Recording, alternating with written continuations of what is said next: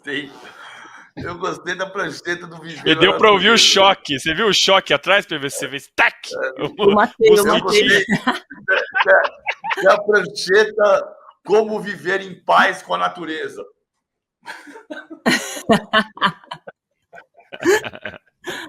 Vamos pra prancheta, hora de futebol, vai. Ia ser o Militão, né? E eu acho, assim, embora a gente tivesse falado ontem sobre Militão e Gabriel Magalhães, se não tivesse Militão sido cortado, eu acho que ia jogar o Marquinhos. Mas agora jogam Marquinhos e Gabriel Magalhães, porque o Militão foi cortado com uma lesão muscular na coxa. Então o Danilo vai fazer a saída de 3 e o Arana vai se mandar para fazer uma chegada com 5 homens. Mas o que eu acho que a grande novidade é a seguinte: a gente só vai ter certeza disso quando começar o jogo, tá? Mas ele vai fazer um losango de meio campo. Algumas pistas disso. Ele convocou o Rodrigo como meio-campista. E ele joga o Luiz Henrique para o lado direito. Então, isso é importante como bastidor. O Danilo já trouxe a informação de como a comissão técnica observou no estádio o Estevão e observou no estádio o Luiz Henrique. Com o Dorival, com o Juan, muitas vezes no Newton Santos, para ver o Luiz Henrique de perto. E também no Allianz Parque, Palmeiras e Botafogo, pela Libertadores. Então o Luiz Henrique vem para o lado direito. O que vai acontecer com isso? Ele vai fazer um sistema muito parecido com o Flamengo da Libertadores de 2022, que o Dorival foi campeão da Libertadores. Com o primeiro volante, que é o André. O Bruno Guimarães deu outra pista disso ontem, ao dizer que ele vai sair para um jogo mais ofensivo. Então, na ponta direita do losango é o Bruno Guimarães.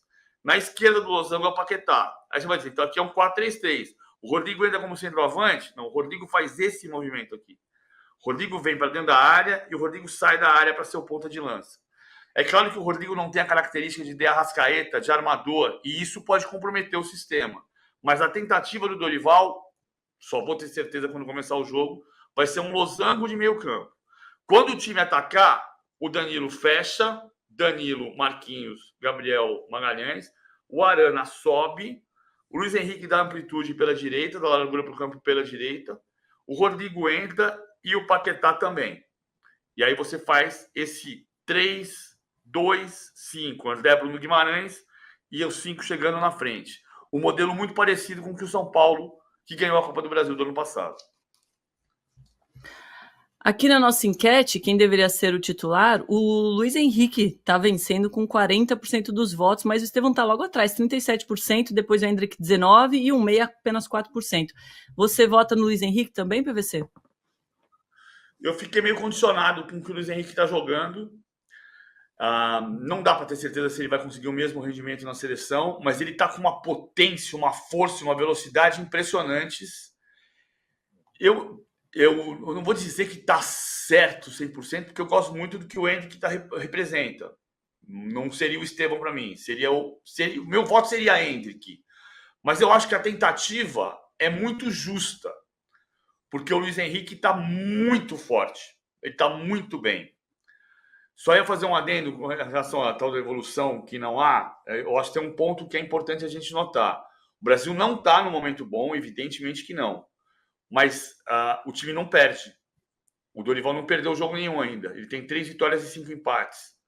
O que é uma vantagem em relação às 3 derrotas anteriores. Né? Perdeu para Argentina, Uruguai e Colômbia. O time está invicto a 8 jogos. Está bom? Não está bom. Mas está invicto. E você, Danilo, vai o contraponto é que pegou Paraguai e Costa Rica e, né, é diferente também, né, PVC? Acho que o nível dos adversários, claro, o Dorival enfrentou a Inglaterra e a Espanha, né, mas num amistoso, enfim, mas eu entendi o ponto, acho que há evolução de qualquer jeito, concordamos nesse ponto. Sobre o time, Domi, eu acho que, para mim, o que eu faria, eu colocaria o time, eu sei que aí seria o time, como alguns dizem, mais faceiro, menos seguro e tal, mas eu gostaria de ver um time com o Paquetá como um segundo homem de meio de campo, o Rodrigo jogando ali na frente da área, o Hendrick como um 9, pela esquerda o Vini, e pela direita, para mim, pode ser o Luiz Henrique ou o Estevão. O Luiz Henrique realmente vive um momento muito bom, e o Estevão é um cara que pinta como o diferente, como diria o Muricy, né?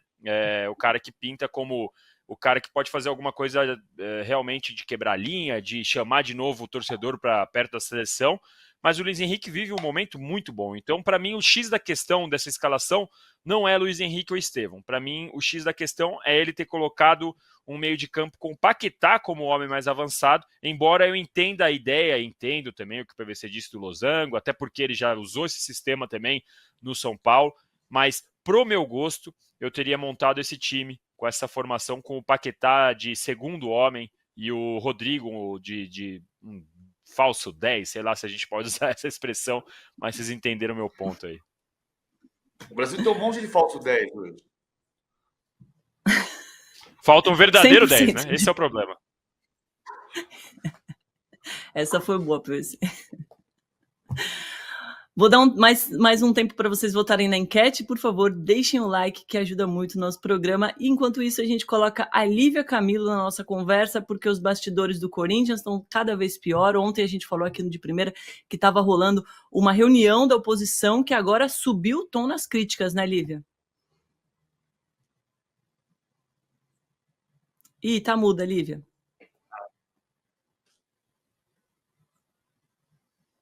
Emudeceu. Testa agora, vamos ver se funcionou. Ainda não. Enquanto a Lívia conecta ali, PVC, foi uma reunião da oposição que está conduzindo, assim, nos bastidores, esse processo de impeachment contra o presidente Augusto Melo. E que já gerou uma pequena crise, né? Porque o Mário Gobi falou sobre a participação e apoio da Gaviões e ao Augusto Melo, e a Gaviões se manifestou dizendo que não, ela tá se manifestando a favor do Corinthians.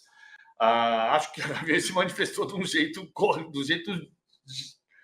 político. A Gaviões nasceu como uma instituição política na vida do Corinthians em 1968. A Gaviões nasceu como oposição à gestão do Vadielu, né? Então, ela tem uma posição política, ela tomou uma posição política, não a favor da diretoria. Ela está tomando uma posição política a favor do Corinthians. E ela vai tomar a posição, por exemplo, de tentar comprar a Arena, enfim.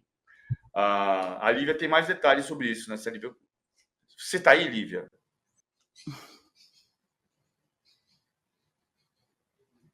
Ué, não está funcionando. Acho melhor você sair e entrar de novo. O famoso F5 é o que eu faço aqui com os mosquitos. F5 nos mosquitos. A prancheta de viver na natureza. Pá! Essa daí vai ser boa. O PVC começou a falar dele sobre o Corinthians, falando que essa reunião gerou uma pequena crise, né? Mas eu acho até difícil a gente usar essa pequena crise nesse momento que está o Corinthians, porque várias pequenas crises estão gerando essa crise gigantesca. É uma crise gigantesca e a gente vê o papel da Gaviões tão político hoje em dia, né, nesse cenário do Corinthians, que assim, a gente já viu invasões e quebras e etc. por muito menos do que o Corinthians vendo hoje, né? Então a gente vê como essa posição política ela é relevante na hora de a Gaviões decidir se protesta ou não, se vai contra ou não. Eu confesso que eu fiquei realmente me chamou bastante a atenção o fato de a Gaviões ter se manifestado contra o impeachment logo naquele momento que começou ali, né? Porque é isso que eu falei, assim, eu lembro de tanto tempo de momentos muito melhores do Corinthians em que a torcida estava dentro do CT quebrando tudo, e hoje em dia o Corinthians vive uma fase bem grave e a Gaviões continua apoiando. Então a gente revela esse momento político, né, da organizada, que, como disse o PVC, nasceu por política e etc. Mas eu acho que é o momento que chama mais atenção nessa participação para mim, por isso, assim, sabe? O momento do Corinthians é muito grave. Só vou colocar uma coisa aqui que eu acho importante colocar. Eu sei que você não quis dizer isso, Danilo, mas eu acho importante dizer. Assim, só para deixar claro que a gente está querendo colocar. Uma coisa é você fazer protesto pacífico. É você ir para o estádio. E a torcida uniformizada do Corinthians tem tido um papel há bastante tempo. Na gestão do Írio foi assim, na gestão Andrés foi assim, na gestão Augusto Melo tem sido assim, de ir para o estádio e gritar Corinthians até o final. E quando termina, protesta. Salvo momentos específicos, como o dia da demissão do Silvinho, na derrota para o Santos em 2021. Agora, outra coisa não invasão de CT, isso tudo não é nem política nem apolítica. Isso é violência. E a torcida uniformizada não tem que dar um papel de violência. Se ela tem que ser a favor do impeachment ou contra o impeachment, é um outro papel, um outro cenário. Mas assim, discutir, gritar fora Augusto Melo é um cenário. Você defender impeachment é outro cenário. Só para deixar... Não. Deixar claro, né? O que eu quis dizer é isso, assim, nesse sentido, assim, quando eu digo já vi quebrar CT, invadir, é que eu quero dizer assim, eles fizeram protestos por muito menos. Eu não estou aqui dizendo que o certo é que ele invadisse o CT agora, pelo amor de Deus. É só dizer que naquele momento os caras invadiram o CT, fizeram protestos e agora eles se manifestaram contra o impeachment, e é isso que me chama a atenção apenas, obviamente, que quebrar CT, invadir, ameaçar jogador, nada disso faz sentido. Parece até piada a gente ter que falar isso, né? Mas, de fato, é bom ressaltar. Lívia, acho que agora está funcionando. Você estava ontem, né, na reunião? Sim, perfeito. Sim. Queria que você contasse um pouquinho dos bastidores dessa reunião, por favor. Não, é porque, gente, hoje a gente está com problemas técnicos aqui, né? Já estava rolando dos bastidores, estava falando com o Calvoso, o produtor. Tava difícil, mas beleza. Bom dia, Domi, bom dia, PVC, bom dia, Danilo. Ontem foi, assim, no mínimo curioso presenciar aquela coletiva de imprensa com nomes muito conhecidos já da torcida do Corinthians, do clube, pessoas que agora se dizem apartidárias, mas que, né, aí estão fomentando, estão mobilizando um movimento anti-Augusto Melo. Eu acho que eu não vou nem falar de oposição, mas é um movimento anti-Augusto Melo que basicamente pede a destituição, né, do atual presidente do Corinthians, com base em opiniões e também com o que foi noticiado até agora pela imprensa a respeito do contrato da Vaidbet, todos os escândalos, né? Aí também agora Esportes da Sorte surgindo como uma nova ameaça, né, aos cofres do Corinthians. Enfim, vocês acho que já conhecem essas figuras que estão sentadas aí nessa coletiva. Mário Gobi, né, à esquerda aqui da imagem, ao centro Antônio Roque Cittadini, e aqui à direita, que uma figura um pouco mais desconhecida, mas é o Caetano Blandini, ele também agora é conselheiro trienal e faz parte do Conselho de Orientação do Corinthians. Eles foram os porta-vozes nessa coletiva de imprensa, que, né, lançou aí os seus líderes para esse movimento Reconstrução SCCP, e o discurso, a todo momento, é um discurso duro contra o Augusto, é um discurso de quem está muito insatisfeito. Eles não querem se chamar de frente ampla, né? Inclusive, tive a oportunidade de conversar com o Mário Gobi após essa entrevista coletiva, e ele disse que o nome frente ampla é muito queimado, né? A gente sabe que na política, de fato, carrega uma pecha, né? Mas não deixa de ser uma frente ampla. No fim, ele acabou concordando que sim, muitos movimentos, né, muitas chapas do Corinthians foram aí se desfazendo de suas ideologias, digamos assim, a fim de concluir uma missão que é caminhar com esse impeachment do Augusto Melo. A gente ouviu ali frases como o Augusto age de má fé, o Augusto é mitômano, que a mitomania, para quem não sabe, é um transtorno psicológico que faz a pessoa mentir sem uma razão específica. Falou que estão criando um monstro dentro do Corinthians. Enfim, foram frases assim muito fortes, de muito peso, mas a que acabou repercutindo e que pegou muito mal para o Mário Gobi foi relacionada a Gaviões da Fiel. Inclusive, ontem, a Gaviões publicou uma nota de repúdio para a frase que ele disse o seguinte, tá, gente? Depois do apoio, né, que a Gaviões deu ao Augusto, tal, e por eles não apoiarem o impeachment, eles têm que morrer abraçados com Augusto até o final. Ou seja, pegou mal, né? Ficou aí uma frase que não agradou a torcida organizada do Corinthians, que está se mobilizando, inclusive, para tentar ajudar a pagar o estádio, né?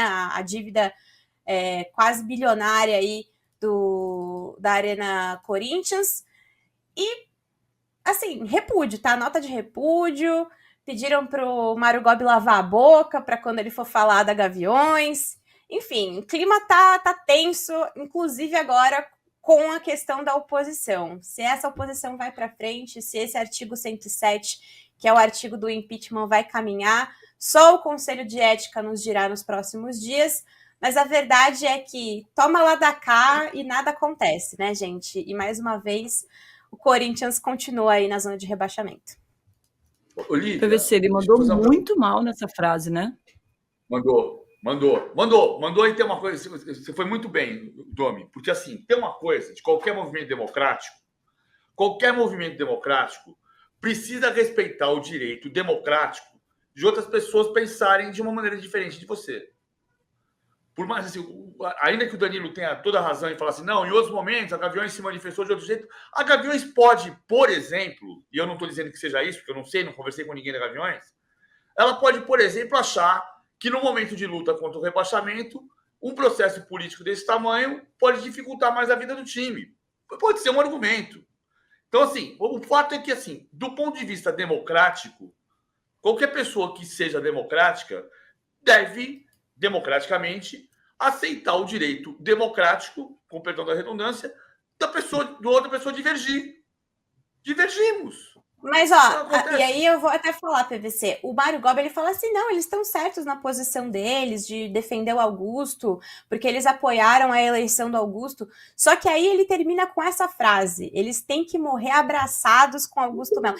E isso foi o que incomodou a torcida organizada, que a torcida, por mais que, né, a gente saiba, tem aí uma relação de algum tempo com Augusto, né, porque veio, participou de certa forma, recebeu também o apoio, né, o patrocínio da Vai de Bet, tudo isso acabou sendo interligado, né, então tentaram colocar os Gaviões no mesmo balaio do Augusto Melo. Só que, assim, existe uma separação, porque a torcida organizada, ela tá aí desde antes do mandato, né? Também apoiou o Duílio. Então, assim, existem outros pontos que a gente precisa levar em consideração e a torcida organizada, ela não é responsável por uma gestão temerária, que é o que, no caso, o Mário Gobi e o Rocco Cittadini alegam, né? E alegaram na coletiva de imprensa ontem. Esse movimento... A reunião aconteceu aonde, Lívia? Só para eu lembrar. Foi no Intercity, um hotel ali bem legal, bem chiquinho, aqui na região central da cidade de São Paulo. Na região central. Só estou falando uma coincidência pelo seguinte, é engraçado como os movimentos são parecidos. Ontem havia 3 ex-presidentes e um ex-vice-presidente de futebol, né? Os 3 ex-presidentes, André Sanches, Roberto de Andrade e Mário Gobi, e o ex-vice-presidente de futebol, Antônio Rocco Cittadini. Nos anos 70, o único caso de um presidente deposto, que foi o Miguel Martinez, em 1972, ele foi deposto, e as reuniões tinham um caráter muito parecido com este agora, que era a tentativa de não ter um candidato, e eles fizeram questão ontem de dizer isso, não estamos discutindo quem vai ser o próximo presidente. O movimento agora é em prol do Corinthians e da retirada do Augusto Melo, porque se entende um momento de emergência. E, naquela época, o discurso era exatamente o mesmo. Só que as reuniões aconteciam na Rua Maria Eleonora, que era a residência do Vicente Mateus. Eu estava olhando no Google Maps aqui, a Rua Maria Eleonora, que é uma travessa da Rua Tuiuti, no Tatuapé, fica a 28 minutos a pé da Rua São Jorge 777, sede do Corinthians. 28 minutos a pé da casa do Vicente Mateus, ou 7 minutos de carro até a sede do Corinthians. 7 minutos de carro em 2024. Em 1972, você podia fazer em 3 minutos, né, da casa do Mateus até... E o discurso era exatamente o mesmo. Mas, daquela vez, o presidente escolhido para substituir o Miguel Martinez, que foi destituído, foi um ex-presidente. No caso, o próprio Vicente Mateus, dono da casa da Rua Maria Eleonora.